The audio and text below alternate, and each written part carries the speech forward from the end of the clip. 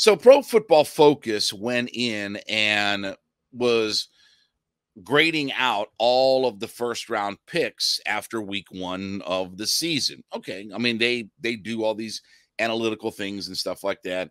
Bryce Young had a 31.4 grade, CJ Stroud 55.2, and they go through all the list. But what bothered me about when they got down to Bijan Robinson, and look, there is a lot of bias, for certain players with Pro Football Focus. Like they think that they can't understand some of the reasons why that some of these things are not different. Okay. But Bijan Robinson at number 8, overall rookie grade of 71.2. That was second. They say his principal opponent was Shaq Thompson. Okay, whatever. 32 snaps in week 1. But here's the write-up that bothers me, okay? Because this tells me that they don't really understand the Atlanta Falcons, okay? Robinson's Atlanta debut was electric despite him being in a timeshare with Tyler Allgeier. Okay. Robinson finished today with 83 total yards, 5 forced missed tackles, and a touchdown. The Falcons are keen on taking advantage of Robinson's receiving ability as he lined up as a receiver on 10 of his 32 snaps. Conventional wisdom may see Allgeier as an obstacle to Robinson's opportunities, but the Falcons are already finding a way to succeed with both. Okay, here's the problem, okay? And we've talked about this a few weeks ago, and if you're a Falcons fan, you know and understand all of this. Tyler Allgeier is not going anywhere. He's a 1,000-yard rookie running back that you got massive value for and was averaging 5 yards an attempt last year. He's going to be your bell cow back in a lot of ways. And you're not going to, first off, you're not going to go out there and run Robinson 25 times in a game. He's going to, they don't use their rookies that way. Okay, first off, they're going to use him all over the field. They've said that before. Again, positionless football. They talked about all of that before the start of the season. But Tyler Allgeier is not going away. Like, you're not going to not use Tyler Allgeier and sit him in lieu of giving Robinson more carries. You're going to put both of those guys on the field and line them up at different positions. But we talked about this. Allgeier in a lot of ways is going to be your primary back. And that's not a knock against Robinson. But they've been so fixated. Pro Football Focus has been so fixated on, well, Robinson can lead the league in rushing. No, he's not going to lead the league in rushing. Not because he doesn't have the ability, not because he's going to get benched. They're not going to bench Tyler Allgeier. They're not just going to arbitrarily sit Tyler Allgeier and not play him. He's an incredibly productive player. 15 carries, 75 yards, 2 touchdowns. Like, I'll take that every week from my lead back. Give me 75 yards and 2 touchdowns every week. And they ran for a combined 131 yards. With all the, and not even counting all the pass yards and all that kind of stuff and the 6 catches that Robinson had. They ran for 131 yards.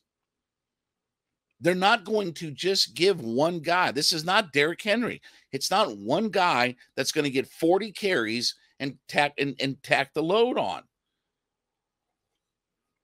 And it's not necessarily running back by committee either. Like, it's not that kind of thing.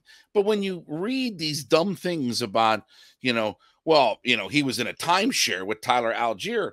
No, Tyler Allgeier is still the lead back on this team. Well, some folks may see Allgeier as an obstacle. Not if you're a Falcon fan. There's no obstacle about Tyler Allgeier. He's a terrific running back. And you're going to take advantage of him, and he's only in his second year. You're going to use him a lot primarily as the main guy who runs the football, hence 15 carries. Now, again, Robinson got the 10 carries and the 6 touch. So, again, he was your leading touch guy, but he might not be your leading rush guy. But they've been so fixated on the idea of, well, Robinson can lead the league in rushing. He's not going to lead the league in rushing. And that's nothing to do with Robinson or poor coaching or whatever. They're not going to throw their rookies in like that. They're not going to give him 25 carries a game. He's going to split time to keep everybody fresh and healthy. And he's also not going to play a conventional running back role at times in this offense. It's going to be putting as many weapons on the field. Again, the most important thing that happened on Sunday was 3 for 3 in the red zone. We've talked about this for months. You have to score touchdowns. When you have Allgeier and Robinson and Smith and Pitts and London and Hollins and this and Patterson and this and that, you have to score touchdowns. And that's what the primary goal is. That's the important part. 3 for 3. Robinson caught the touchdown pass. Allgeier had 2 runs in the end zone. That's what you're looking for.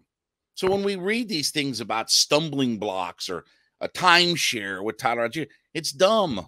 You don't know the Falcons at this point. You don't understand what the Falcons are and who they are and what their identity is. We don't have, again, I told you that the hot take is going to be they're going to have 2 1,000-yard rushers. Mark my words. And if I'm wrong, I'm wrong. I'll admit it. But they're going to have 2 1,000-yard rushers. That doesn't mean that one guy has to be more productive than the other. They're both outstanding running backs, and that's the thing they keep missing is they want him to lead the league in rushing so bad so they can be right in their prediction. But it's not going to happen, not because he's not talented, but because of the way they run their offense, that there's going to be plenty of carries for Tyler Allgeier. And in a large part, he's going to be the lead guy that runs the football and sets the tone for everything else about their rushing offense. All right, as you listen into Hittin' Hard, make sure you go into whatever podcast platform that you're listening on. Let us know that you're an everyday listener to the show. We do thank you so much for being a part of our ever-growing community, and we do thank you for that. Let us know, though, on whatever podcast platform that you listen on, that you're an everydayer listening in 5 days a week to the show.